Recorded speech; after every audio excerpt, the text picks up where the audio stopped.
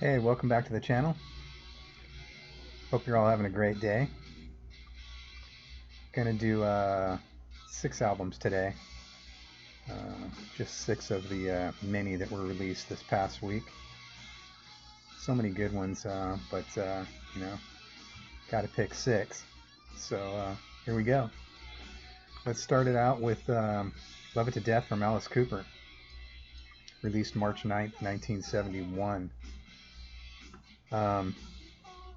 Album was recorded in November, December of 1970 in the RCA recording studios in Chicago, Illinois. 36 minutes, 58 seconds. Released on the Warner Brothers label. You know, back in those days, that was kind of a little below typical for the time of an album. Most albums would try and do about at least 20 minutes a side. Some of them get really short.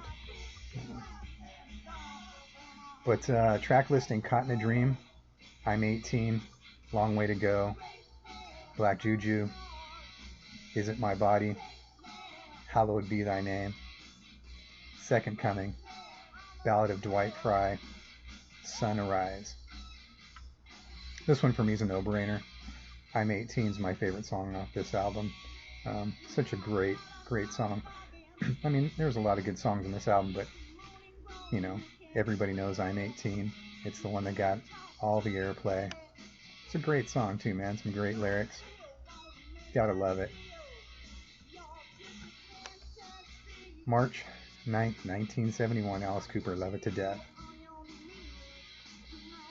You know what? Let's jump right over to another Alice Cooper album that was released this week in history. Welcome to My Nightmare. Most consider this the biggest one ever. You know, that's negotiable, I guess. March 11th, 1975. He recorded this at a soundstage in Toronto, the record plant, Electric Lady, you know, and of course Electric Lady because Bob Ezrin produced it.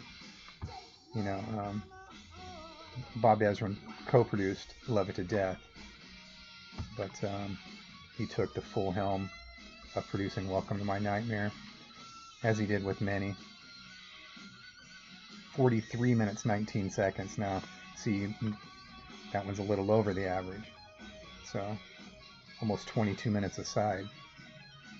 That's pretty good for an album of the 70s, pushing it to that full length that they possibly can fit on a piece of wax. Track listing: Welcome to My Nightmare, Devil's Food, The Black Widow, Some Folks, Only Women Bleed, Department of Youth, Cold Ethel, Years Ago, Stephen, The Awakening, and Escape. So many good songs off this album. Black Widow's a great song. Only Women Bleed, got a lot of airplay out of that one as well. Cold Ethel, a great song. Pretty strange. I think only someone like Alice Cooper could come up with something like that. But I'm going to go with the title track, Welcome to My Nightmare, as my favorite song off the album. Great song. It just really, when you think of Alice Cooper, I think that's one of the songs that come to mind. Welcome to My Nightmare, Alice Cooper, March 11, 1975. Alright, let's stick with that genre, if we can, for a minute. Aerosmith, Get Your Wings. One of my favorite albums of all time. It's not my favorite Aerosmith album, but it's probably my second favorite. Aerosmith Rocks is my favorite, for sure. Get Your Wings was released March 15th, 1974. It was recorded December of 73 through January 74 at the record plant in New York. 38 minutes, 4 seconds. And obviously produced by Jack Douglas. And it's such a great, solid album. You know, back then, so many of the albums were start to finish good, and this is one of them. You know, the 70s did a really good job of making perfect albums. Same Old Song and Dance, Lord of the Thighs, Spaced, Woman of the World, SOS Too Bad, Train Kept Rolling, Seasons of Wither, and Pandora's Box. And once again, here we are stuck with an album that is so impossible for me to choose a favorite song. So many great songs. But if I have to, I'm going to go with Seasons of Wither. Such a powerful, powerful song. The music, the lyrics, everything about it is perfect. Just love that song.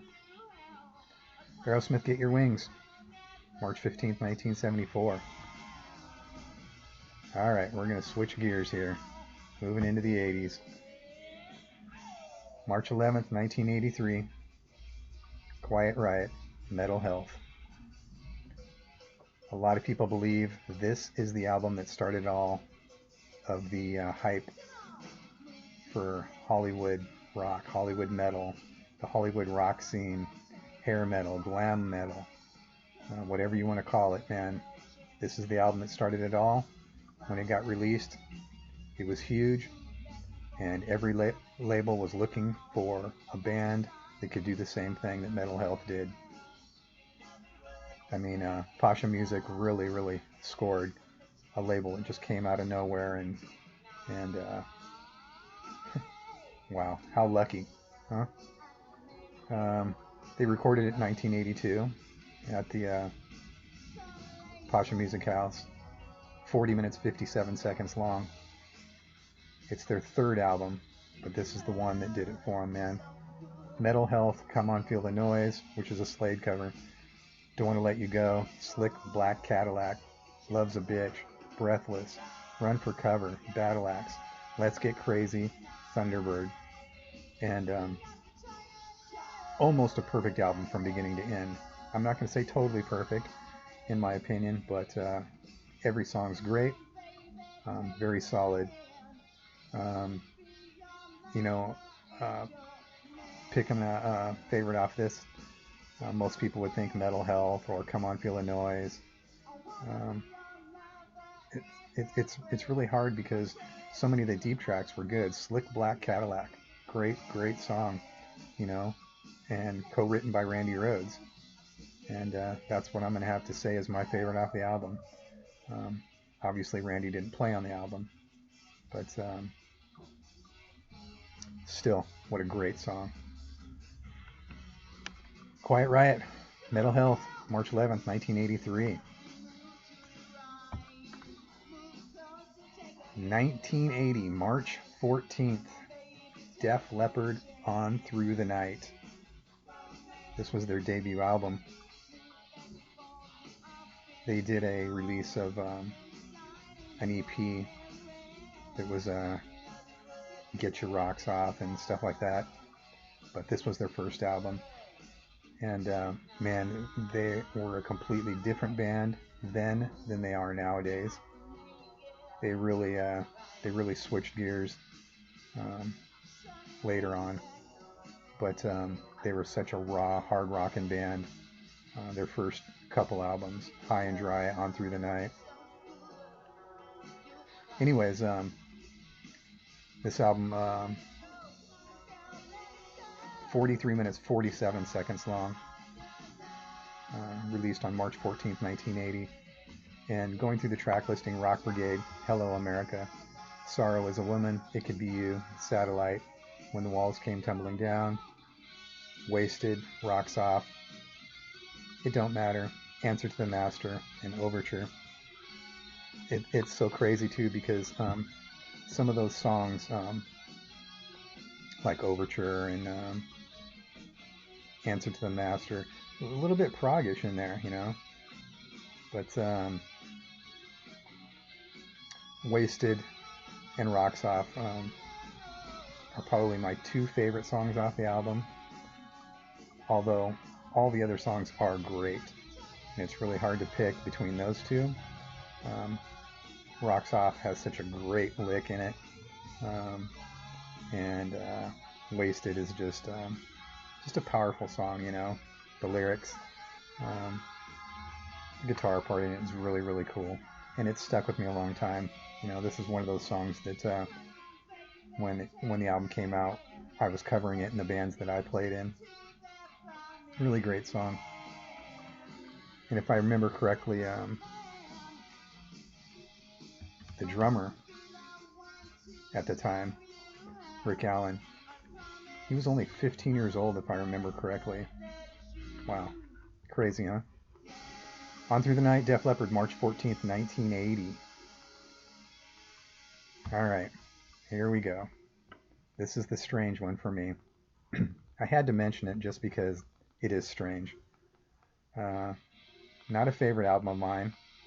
I don't even know if I would put it in my top 100.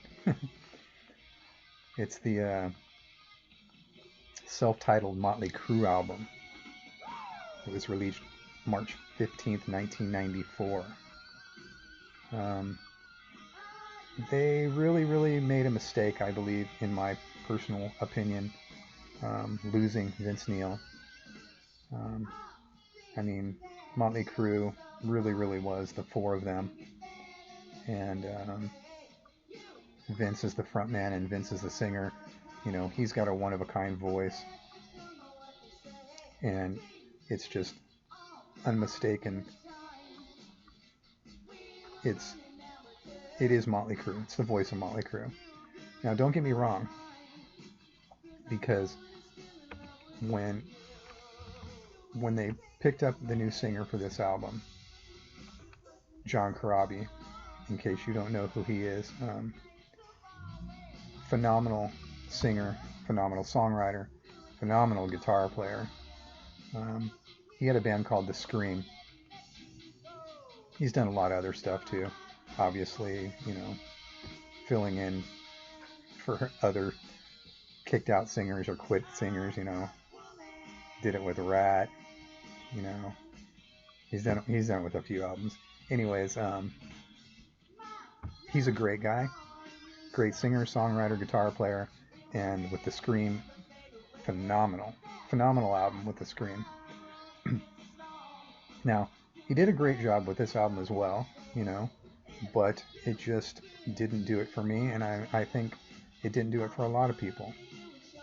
But I had to put it in my list because it's such a crazy thing that happened March 15th, 1994. Motley Crue releases an album with a different singer. Going down the track listing: Power to the Music, Uncle Jack, Hooligan's Holiday, Misunderstood, Love Shine, Poison Apples, Hammered, Till Death Do Us Part, Welcome to the Numb, Smoke the Sky, Dropping Like Flies, and Drift Away. And, you know, it's easy to pick a song off this album, Hooligan's Holiday. It was a great song, you know, but it's not Motley Crue in my opinion. It's a whole different sound. The whole album's a whole different sound, I think. And most of that due in part from no Vince Neil. But there you have it. You know, it is what it is. Recorded in 1992 and 93. Took them a long time to get this done. You know, A&M Studios. And because it's a CD, 60 minutes, 23 seconds on the Electrica label with Bob Rock producing. There you have it. You know, what more can you say about that? I'm going to throw in 3 more albums just real quick. Helix, No Rest for the Wicked, released on March 11, 1983. Great album. Judas Priest, Firepower, March 9th, 2018. Didn't think I'd see another album out of them, but there it is. And I'm going to go out on a limb and say I don't think we'll see another one. But, you know, from what I'm hearing, they're already doing it. Maybe a tour? Who knows? I don't know. And also, King's X, March 10th, 1992. Their self-titled album. You know, great Great album. Black Flag, great song. There you have it. Thanks for checking out the channel.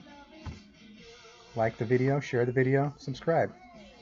Thanks for hanging. Have a great day. Until next time, rock on.